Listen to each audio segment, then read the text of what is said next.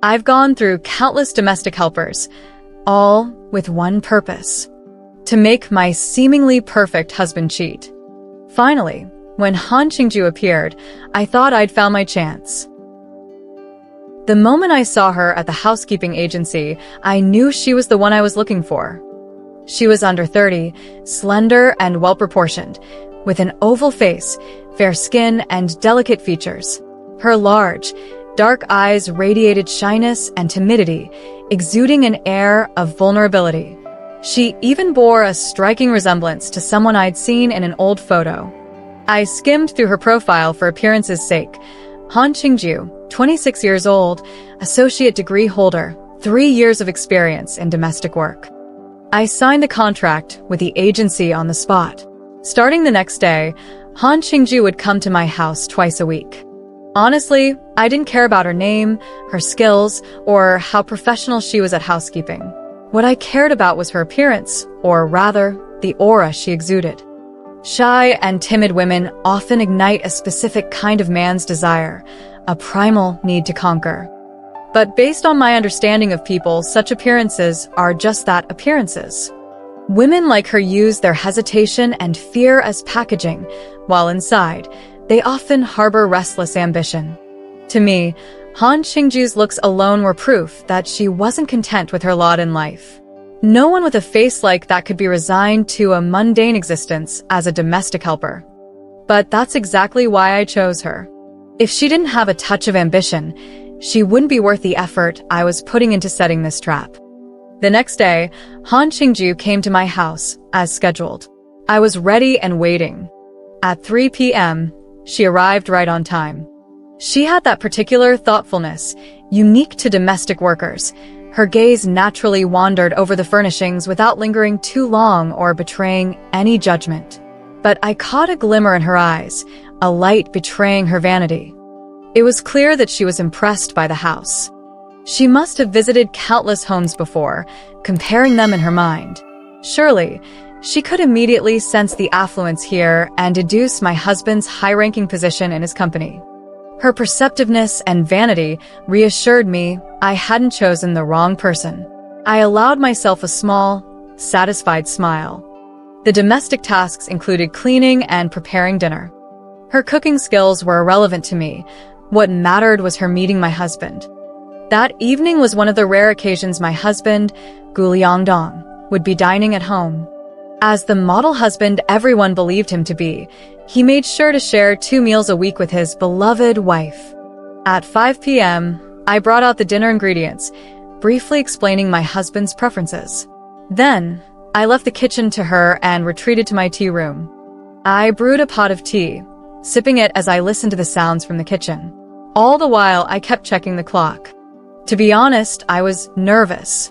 I'd already failed many times. My husband, Gu Liangdong, had always been scrupulously self-disciplined.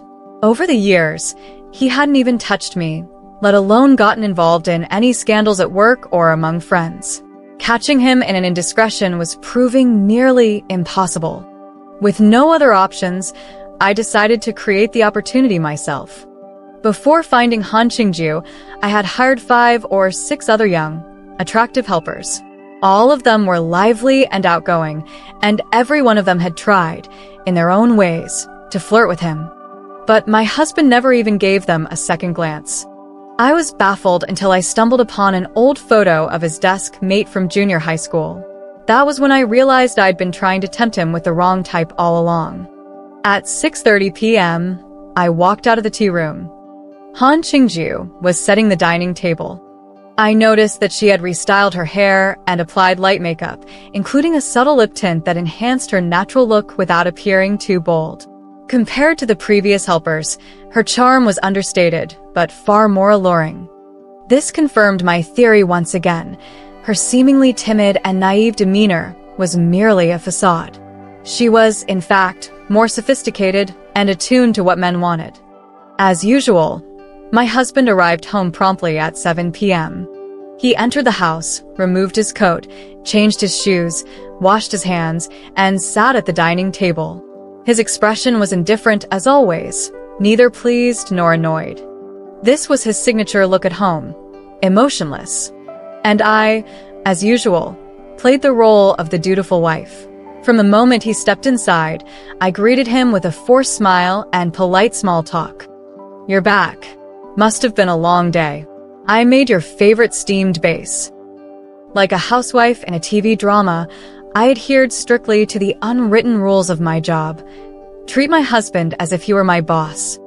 But tonight, for reasons he couldn't possibly guess, my usual pleasantries carried a genuine hint of excitement. I felt like a theater goer, eagerly anticipating the main act. Of course, my husband didn't notice. As usual, he mumbled a few vague replies without looking up. He sat at the table, glancing at the food. Though it was all to his liking, his expression remained as cold as ever. "Let's eat," Gu Liangdong finally said. It was the first complete sentence he'd spoken since arriving home. "Xiao Han, bring out the soup," I called toward the kitchen, sneaking a glance at Gu Liangdong. His expression shifted slightly, surprise, perhaps, at the presence of someone else in the house. But the change was fleeting, and he quickly composed himself, resuming his meal as if nothing had happened. Han Qingju emerged from the kitchen, carrying the soup tureen with both hands. Just as I'd expected, she placed it closer to my husband's side, a subtle gesture of deference and flattery. With her experience visiting numerous households, she must have quickly assessed the dynamics of ours and recognized my low status. This keen insight pleased me. She kept her gaze downcast, her head bowed, exuding an air of obedience and restraint. She didn't chirp out something silly and coquettish like, "Here's the soup, Mr. Gu," as the others had done. I quietly observed Gu Liangdong's reaction, my heart pounding. Everything I'd planned, everything I'd worked for, it all came down to this moment. In the days that followed, I replayed Gu Liangdong's expression from that moment in slow motion in my mind, looping it over and over in search of any clues. But the outcome was always the same. He had glanced at Han Qingju, thanked her politely, and his eyes had briefly brightened, as if surprised by the elegance of the domestic helper this time. For a fleeting moment, I was overjoyed, thinking that perhaps, this time, he had taken the bait. Yet that was all. Despite how carefully Han Qingju seemed to prepare herself each time she came to our house, her slight traces of makeup, the subtle hint of perfume, my husband showed no further reaction. Even the initial polite thank you disappeared. He accepted her service without so much as lifting his eyes and retreated into the depths of his study the moment dinner was over, leaving no room for interaction.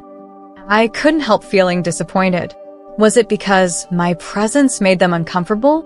Flirting with a maid in front of one's wife could be awkward, after all. So, in the days that followed, I often made excuses to leave the house when Han Qingju came to work, leaving the space entirely to them. From a nearby cafe, I would sip my coffee while monitoring the situation via surveillance on my phone.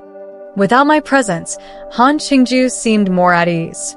She found opportunities to brush against Gu Liangdong while serving dishes or pouring soup. I muttered under my breath, "She really is shameless." But deep inside, I felt a twisted sense of excitement, hoping that sparks would fly soon. But Gu Liangdong's reaction crushed my hopes. He remained unmoved by all her hints and advances. Even when she knocked on his study door to deliver snacks, he thanked her from the doorway and promptly shut the door behind him. I tried to console myself. Just give it time. He wouldn't be able to resist someone like her forever. Then one evening, he laid his cards on the table. Before retreating to his study, he said coldly, "Su Min, if you're not going to be home during our usual dinner time, don't leave that housekeeper to cook for me alone. I'll eat outside." His tone was indifferent, laced with disdain. I could sense his irritation with Han Qingju and a growing awareness of my repeated absences during our dinners. I took a deep breath, realizing that this game had to end. My heart sank once more. Had I botched everything again? Just as I was about to give up, fate seemed to take pity on my misery and threw me an unexpected lifeline. That afternoon was supposed to be Han Qingju's last day working at our house. It was near the end of the month, and I had planned to find an excuse to let her go. I left her alone in the house to clean and went out to meet a friend. At 6:30 p.m., I came home right on time to play the role of the dutiful wife, only to be stunned by what I saw. In the living room, a 3- or 4-year-old girl was lying on the coffee table, drawing. Her hands, face, and clothes were smeared with colorful paints, and my favorite carpet was ruined. "My carpet!" I exclaimed in horror. The little girl looked up at me with wide, frightened eyes. "Who are you?" I demanded coldly. Her lips quivered, and 2 crystal-clear tears rolled down her cheeks. Panicked, I softened my tone. "Don't cry. I didn't mean to scare you. I just—" Before I could finish, she burst into loud sobs, her cries reverberating through the otherwise lifeless house, adding an unexpected touch of warmth to its tomb-like silence. It was the first time this large, empty home had ever heard the cries of a child. I froze, my mind drifting far away, so much so that I didn't hear my husband come in. "What happened? Whose child is this?" "Su Min, what did you do to her?" Gu Liangdong hurried over, scooping the girl up in his arms and wiping her tears away. His face, usually so cold, showed a rare tenderness. It felt like someone had yanked the bones out of my body. A sharp, unbearable pain stabbed at my heart. The sound of stumbling footsteps came from the stairs, and Han Qingju appeared, her face full of guilt.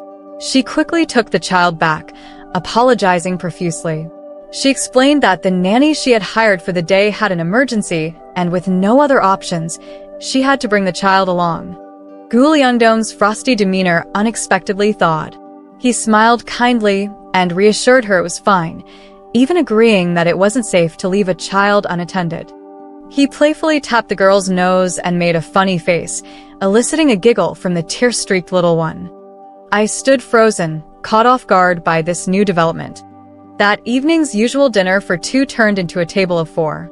I couldn't bring myself to eat while ignoring a hungry child, and before I could decide what to do, Gu Liangdong had already seated the girl beside him. This left me with no choice but to invite Han Qingju to join us as well.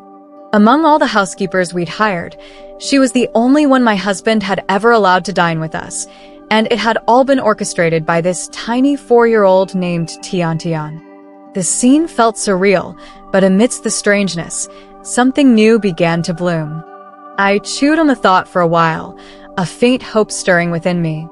Han Qingju sat awkwardly, barely touching her food. But I noticed her gaze toward Gu Liangdong had changed. Over the past few weeks, as I dealt with the frustration of my failed plan to use her to entice my husband, I also witnessed her transition, from confidently thinking she could reel him into slowly realizing her efforts were futile. Just when it seemed the curtain was about to fall and both of us were ready to abandon our respective pursuits, who could have predicted that salvation would come in the form of a little girl named Tian Tian? She might just be the catalyst for their connection. As this thought crossed my mind, I instinctively looked at Han Qingju. She was wiping the child's mouth, but her movements stiffened when she noticed my gaze. I knew she had thought of this possibility too. Gu Liangdong's love for children was widely known among our friends. He was everyone's favorite Uncle Gu. But there was another well-known fact. I couldn't have children. I couldn't give my husband an heir to inherit his immense wealth. At 25, in the 2nd year of our marriage, I suffered a miscarriage. After that, I was never able to conceive again. Over the next decade, having a child became my sole obsession, the only thing that mattered in my life.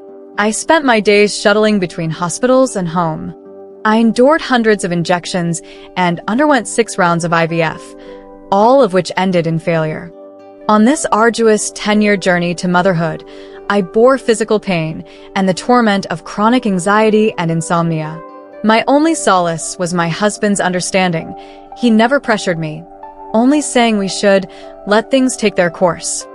But every time I saw him laughing and playing with other people's children, my heart ached with guilt, driving me to keep pushing forward. At 37, a doctor regretfully informed me that my dream of motherhood was over. My fervent pursuit had finally hit a dead end. That night, I drowned my sorrows in alcohol and sobbed uncontrollably. I called Gu Liangdong, begging him to come home early and stay with me. He returned at 1 a.m. I thought he would hold me, carry me to bed, and comfort me with his tenderness. After all, ever since my insomnia started, he had moved into the study, and we hadn't shared a bed for what felt like an eternity. I couldn't even recall the last time we had fallen asleep together. He did carry me to bed, tucked me in, turned off the bedside lamp, and told me to get a good night's sleep. But I didn't want to be alone at such a vulnerable moment. I clung to him tightly, my arms wrapped around him, refusing to let him go. He spoke with a gentle yet uncompromising tone, saying that staying would worsen my insomnia and that he had work to finish. One by one, he pried my fingers off his hand. By the time he reached my pinky, his patience had run out, and he hurt me in the process. "Get some rest," he said coldly, walking out of the room without looking back. That night, I sat in the dark until dawn. I realized that even though Gu Liangdong had always said we should let things take their course, the absence of a child had become a thorn embedded deep in our marriage. From that day forward, he stayed in the study, and I never asked him to return to the bedroom. I felt unworthy of making such a request. Everyone in our social circle knew I couldn't have children. They looked at Gu Liangdong with sympathy and at me with complicated expressions. In public, Gu Liangdong was gentle and considerate toward me. People saw how he cared for me, even amidst my struggles with depression due to the childlessness. No matter how busy he was, he made time to have dinner with me every week. Some women even envied me, their eyes saying, "You're nothing special. How did you end up with such a perfect husband?" What they didn't know was that children had turned into a transaction in our marriage. He maintained my dignity in public, giving me the facade of a respectable wife. But behind closed doors, as repayment, I had to endure his boundless coldness. Yes, cold violence. That's the term I came to understand much later. When I finally freed myself from my obsession with having a child and began to reflect on our decade-long marriage, I slowly saw Gu Liangdong for who he truly was. To outsiders, we were a loving couple. At home, we were strangers sharing a house. He avoided even looking at me when we crossed paths in the living room. I once blamed myself, believing I was at fault. But wasn't it my guilt that gave him the excuse to treat me so heartlessly? This routine persisted for some time. On my 40th birthday, I grew tired of it all, tired of being crucified for not having children, tired of pretending, tired of this hollow marriage. I was only 40. The second half of my life was just beginning. I refused to waste the rest of it. Asked for a divorce. Gu Liangdong wasn't surprised. He sneered, "Divorce? Can you even support yourself?" He wasn't wrong. I had only worked for 2 years after college before meeting him, who was 8 years older than me. After we married, I left the workforce and became completely disconnected from society. But when someone is determined to start anew, they will find a way. And with the assets I would gain from the divorce, I would have a good starting point. "I won't divorce you," he said nonchalantly, as if delivering a punchline. "I won't give people the satisfaction of gossiping that I left my wife because she couldn't have children. I'm not that kind of man." His words were devoid of any affection, like a cruel joke. Desperate to escape the shackles of this marriage, I didn't notice the pleading tone in my voice as I said, "What's the point of staying in this hollow marriage? You love children. You can remarry. You can still have them. It's not too late for you." Gu Liangdong leaned in, lifted my chin, and stared at me sharply. "If you insist on divorcing me, I can make it happen," he said with deliberate pauses. My heart clenched. "And what then?" I whispered. "If we divorce, I promise you won't get a single penny. Do you believe me?" His lips curved into a cold smile. I froze, as if struck by lightning. My teeth chattered. "How can you treat me like this after 10 years of marriage?" "Don't you get it?" he sneered, his gaze icy. "Get what?" I stammered. "I don't want a divorce." His words sent a chill through me. I consulted a lawyer, who regretfully told me that since Gu Liangdong had no apparent faults and no vices, if he played his cards right, I might truly walk away with nothing. Could my 10 years of devotion, my physical pain, my emotional suffering, be for nothing? No, that was impossible. I thought long and hard before coming up with a plan. If he had no faults, then I would create them. I secretly installed cameras at home. I found beautiful women, one after another, and created opportunities for them to cross paths with him. Clever as Han Qingju was, she quickly deciphered the nature of my relationship with Gu Liangdong and realized he adored children. From then on, every time she came to work at our home, not only was she meticulously dressed to impress, but the babysitter who usually looked after her daughter, Tian, often had last-minute emergencies. This conveniently meant Tian had to tag along, dressed like a little doll herself. The mother-daughter duo worked seamlessly to delight Gu Liangdong. It was clear that Gu Liangdong was captivated by them. Whenever they visited, he came home significantly earlier than usual. After dinner, he would always spend some time playing with Tian before retreating to his study. Gradually, his stays in the living room became longer, and Tian grew increasingly attached to him. The first time she toddled into his study and sweetly asked, "Uncle Gu, will you play with me a bit more?" The door to his sanctuary was left open for her from then on. This was unprecedented. His study had always been a strictly off-limits area. Even I wasn't allowed to enter freely, and Han Qingju had to seek his permission just to clean it. Now, while Gu Liangdong worked at his desk, Tian sat on the floor nearby braiding her doll's hair, and Han Qingju busied herself tidying the house. It was the perfect picture of a happy family of three. I, on the other hand, seemed to have become the outsider. Gradually, I noticed a deep, calculating glint in Han Qingju's eyes. If her initial aim had been merely to snag a wealthy man for some financial gain, she was now clearly plotting to replace me as the mistress of this house. Though my heart ached, my mind remained clear.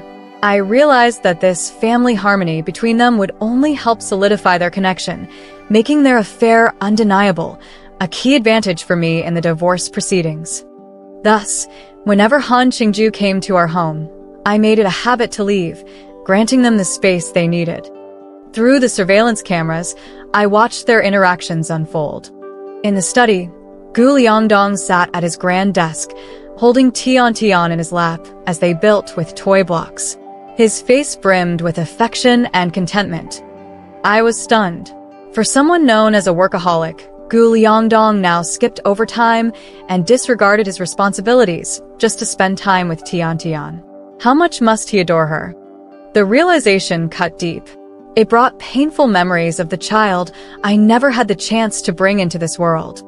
So, whenever the cameras captured these tender father-daughter moments, I would skip past them. Instead, I focused on Han Qingju. Her lingering touch on the expensive furniture, her leisurely strolls through the living room as if she owned the place, the way she tried on my dresses and admired herself in the mirror, it was maddening and yet promising. With clenched fists and bated breath, I waited. I needed just one more conclusive act to confirm their affair. Judging by her current confidence, it wouldn't be long.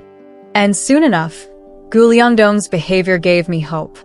The following week, Han Qingju didn't come by. She sent me a nonchalant message claiming she was sick and needed to take a week off. I responded with a simple, okay, though inwardly, I sneered at her deliberate game of hard to get. Predictably, Gu Liangdong took the bait. Each evening, his disappointment at not seeing Han Qingju and Tian was palpable. He alternated between absent-minded melancholy and restless irritation. At dinner, he even threw his chopsticks down in frustration, criticizing my cooking. The polished, model husband facade he'd cultivated for years began to crack. It was unmistakable. He was consumed by longing. This was the spark before the fire. I braced myself, anxiously awaiting the flames. The afternoon when Han Qingju and her daughter arrived again was on a Wednesday, a weekday, and it was rare for Gu Liangdong to stay home instead of going to work. He had been holed up in the study. As soon as the mother and daughter entered, the study door swung open. Sweet, the little girl, cheerfully yelled, "Goo uncle," and ran towards him with her arms outstretched. He took a few big strides, laughing as he lifted her up, spinning her around, then planted a loud kiss on her cheek. The sound of the kiss echoed in the quiet space, and it felt unnervingly out of place. A cold wave seemed to rush through my chest, causing an involuntary shudder. I didn't dwell on the strange reaction I had, but instead turned my attention to Han Qingju with a hint of mockery. She, too, seemed embarrassed by Gu Liangdong's excessive affection, turning her head away awkwardly. Perhaps she really was sick. She had lost quite a bit of weight over the past week. Her jawline was sharp, her skin had a translucent pallor, and she looked exhausted, which gave her an almost fragile beauty. Gu Liangdong, ignoring my presence, asked her about her illness with obvious concern.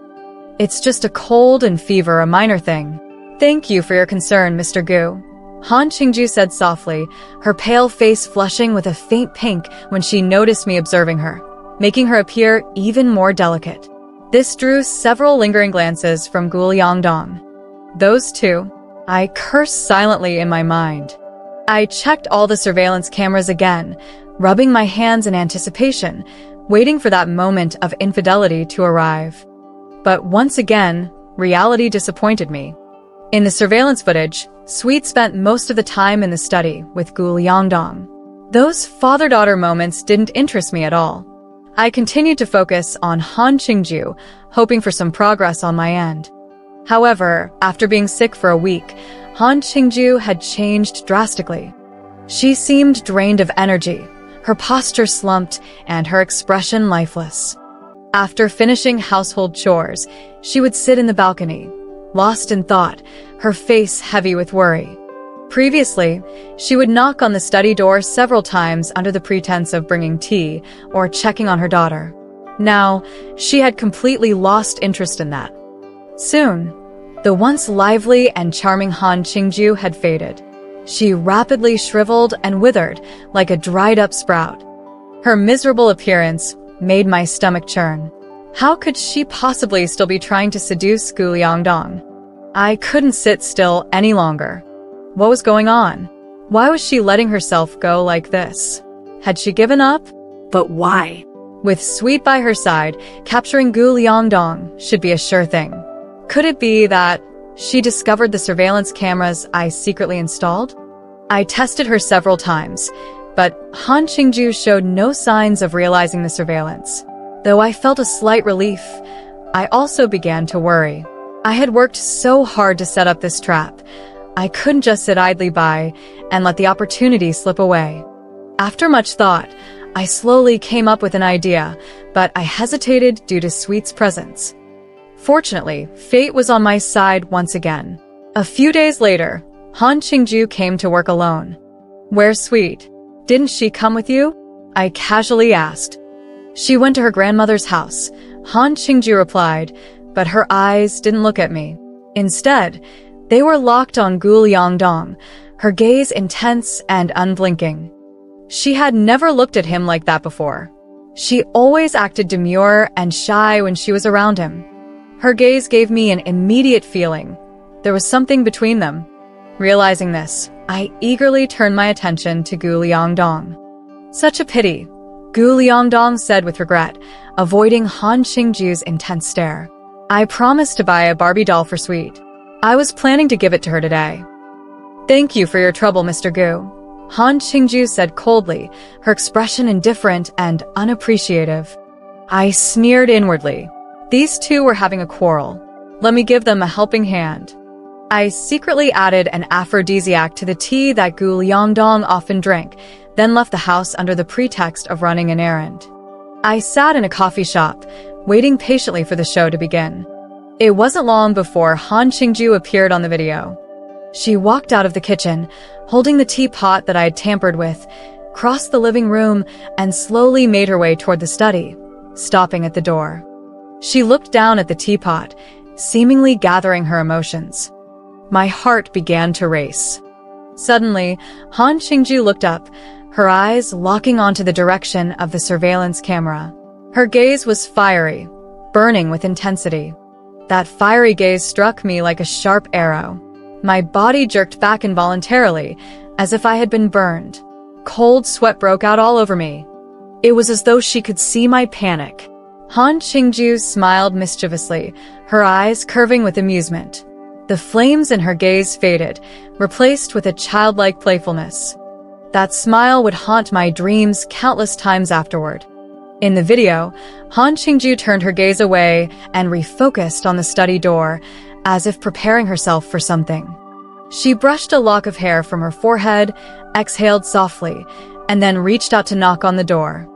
Her expression was calm, detached, far from the look of a woman about to embark on a passionate encounter. I was bewildered. Why was she so calm? At that moment, the study door opened, and Gu Liangdong's face appeared in the frame. But just then, the video feed suddenly cut out, and the screen was filled with static. She knew about the surveillance. The realization hit me like a ton of bricks. Han Qingju had known all along. I remembered the way she had looked at the camera earlier, and everything clicked into place. It was over. I slumped in the chair, dizzy, unable to figure out where I had gone wrong or how she had discovered my plan. Quietly, without a word, she had moved through the trap I had set, using my plan to her advantage.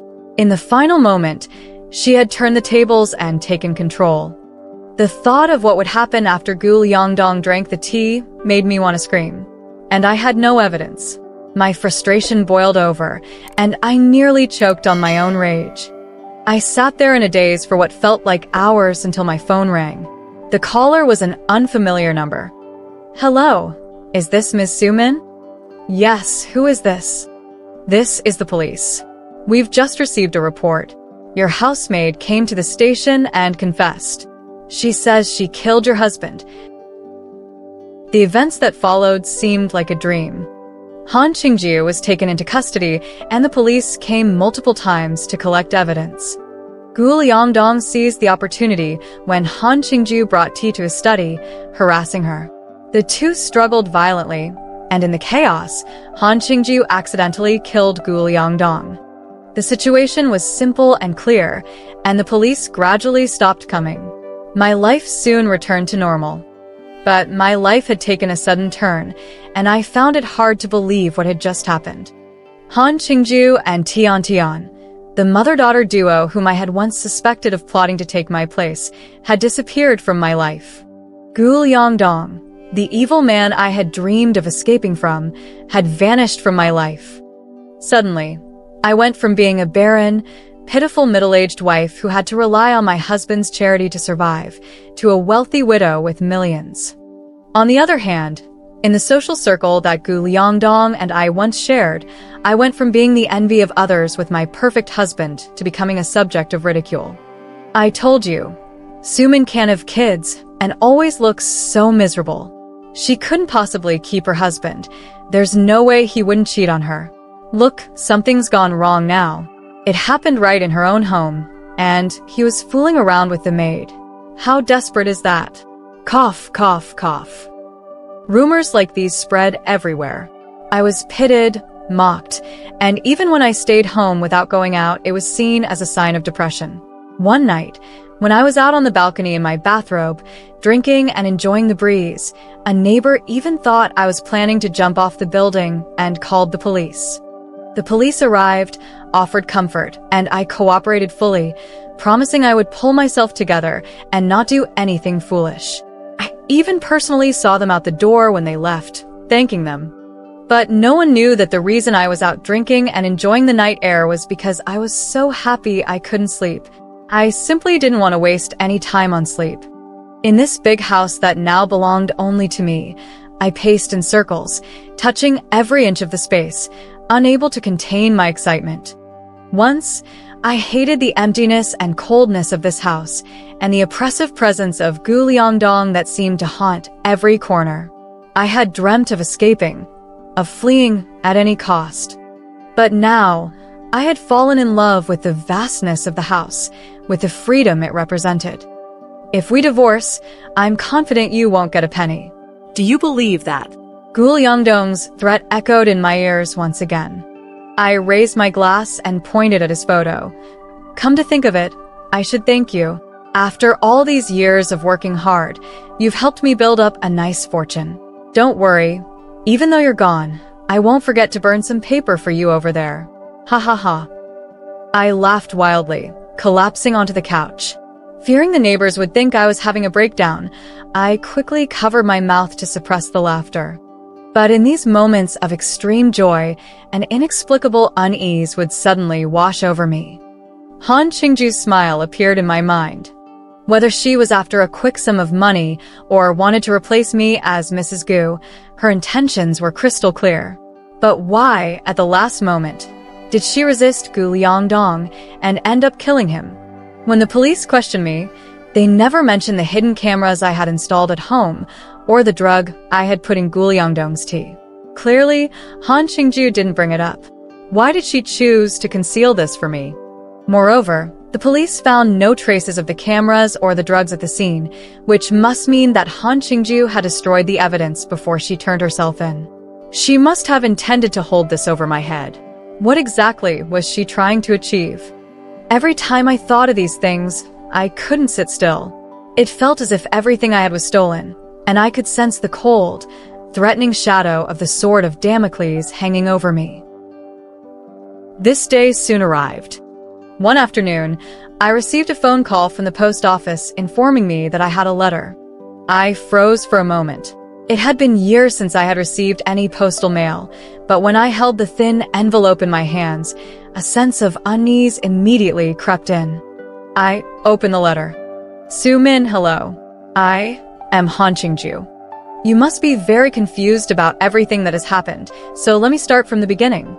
Yes, not long after I started working at your home, I discovered the secret surveillance cameras you had installed. You also frequently left the house, leaving me alone with your husband. From there, I figured out your intentions. You were trying to catch him in the act. I admit, when I first started working there, I did have intentions toward your wealthy husband. I wanted to get some money from him. You have no idea how hard it is for a single woman working to support herself and care for a child, but I won't go into detail because you wouldn't understand. In the beginning, our goals were aligned. You wanted to catch your husband cheating so that you could divorce him, and I wanted to extort some money. But both of our plans were a failure, as you and I both know. Later, I found out that Gu Liangdong liked Tian, and from there, I figured out the root of your marital problems. I was secretly happy. I admit that at one point I considered replacing you. After all, I was still young, and if Gu Liangdong wanted children, I had no problem with that. But then I realized that my time was running out. Perhaps this was a punishment from the heavens for my impure thoughts. Do you remember when I took sick leave? After that, I was a little muddled. I used to watch over Tian very closely, never letting her out of my sight. Any strange man who approached her, I was very wary of. When I worked at your house, she would go to Gu Liangdong's study every evening to play, and I would occasionally check in on her. You could see all of this in the surveillance footage, right? I did get close to your husband, but I also truly cared about Tian.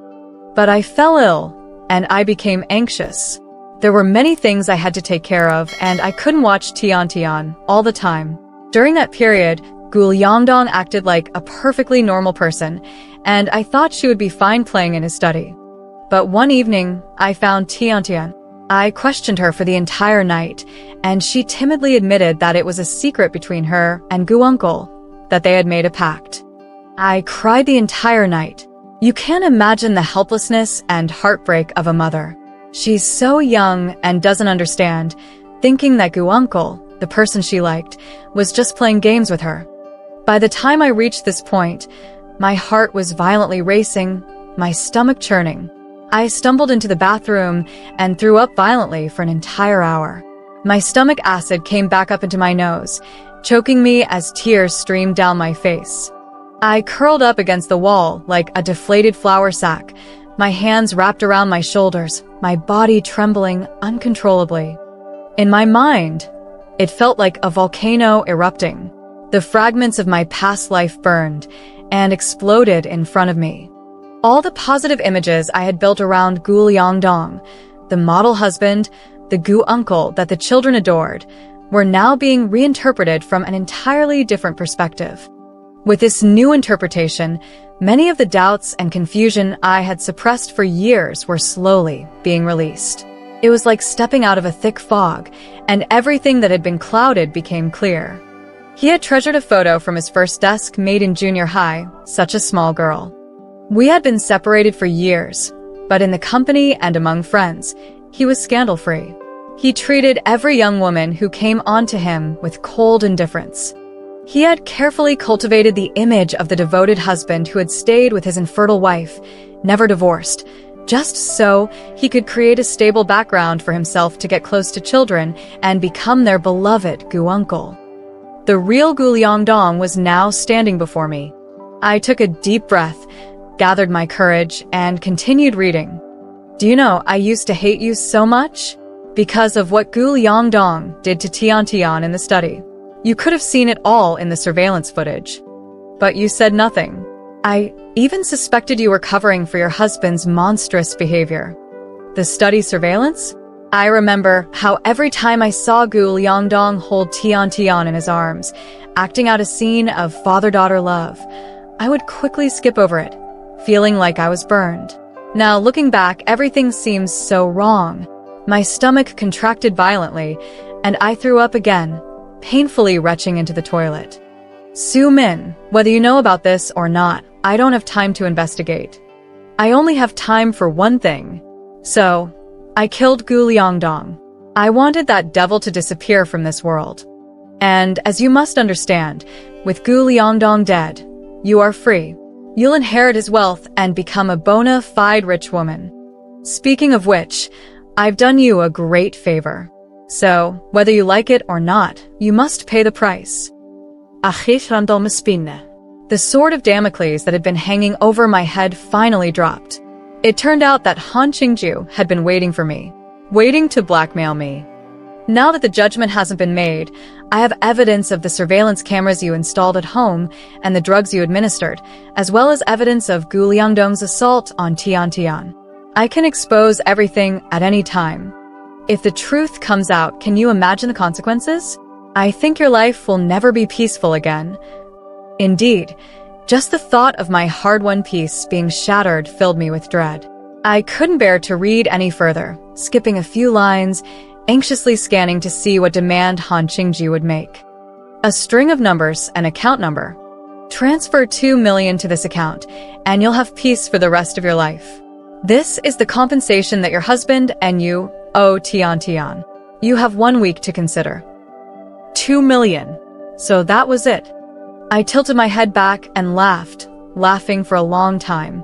I laughed at my own stupidity for living with a man like Gu Liangdong for so many years, still dreaming of having children with him.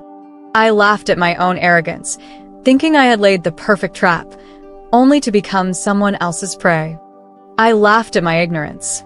I had watched the surveillance footage again and again, yet never noticed anything strange in the study. I had never thought of hurting a child, but Tian had been harmed because of my neglect. Laughing, I collapsed onto the sofa and cried uncontrollably. Han Qingju was right. I didn't deserve to be a mother. This was my punishment from the heavens. I transferred the money according to the account provided by Han Qingju. But she passed away before the judgment was handed down from pancreatic cancer. I was stunned for a long time when I heard the news. Although I had guessed from her letter that her health was seriously compromised, I never imagined she would pass away so quickly. As I reflected on her previous actions, I finally understood her entire plan. She originally intended to extort some money from Gu Liangdong. With the mindset and calculations typical of a gold digger, she once fantasized about replacing me and living the life she dreamed of, carefree and secure as a wife. However, after learning of her terminal illness and realizing the harm done to Tian, these two events completely alter her plans. She shifted from being a gold digger back to being a mother. With little time left, she had to fight for justice for her daughter, while also ensuring her future well-being. This is why things ended up as they did. A parent's love for their child leads them to plan ahead. Han Qingju's character and actions are not praiseworthy, but that does not stop her from being a true mother, willing to sacrifice everything for her child. She was brave and clever. This is something I will never experience in my life. I couldn't stay in the large house left by Gu Liangdong for another moment. Every corner where he had been felt dirty and evil. I burned all his things, sold the house, and donated the money to a children's charity. I began to travel aimlessly. I needed time to slowly piece together my broken past, to rebuild my trust in people and life, and through this journey, I hoped to atone for my sins and for the harm done to Tian Tian. Until one day, I would gather the courage to stand before her.